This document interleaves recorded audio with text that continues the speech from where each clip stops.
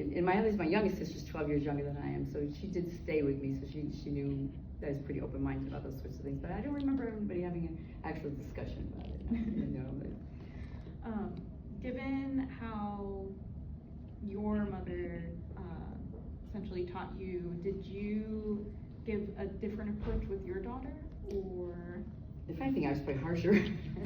So I had, told her what the basic facts of life, and my son too, because another thing is a lot of times men don't tell their sons about the facts of life, and that's a little bit of short-sighted by a lot of people, a lot of parents. That, as I know, my son also was very curious and didn't quite know what's going on. So, but with my daughter, I thought I understood. She understood what was going on. I found her. I came home from work a little earlier than she expected me to come, and she was on the front porch.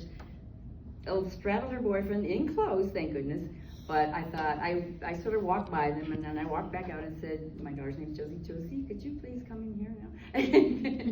Asked her kind of what she was doing, and took her to the gynecologist the next day for a lecture. And the gynecologist was, and I hope anybody who has children or grandchildren in the age group of anywhere between 12 and like 16, it takes the daughter to the gynecologist, because they're really good at explaining it. She spent an hour with my daughter and came out and said that she knows exactly what she's doing, and don't worry about her, and she wants birth control, she knows where to get it, and she was, as parents like you, I don't worry about. As parents who don't tell their kids, I'm actually more worried about.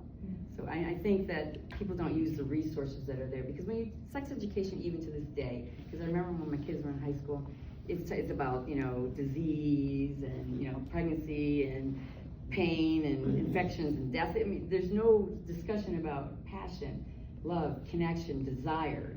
It's none of that. Joy is totally missing from that discussion.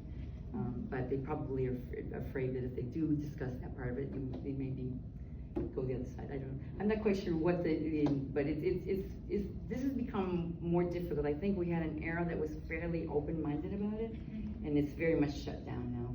So there are some schools that don't even have that discussion at all, and there are kids who they don't get the information, and it's even worse, they're getting the information from the internet.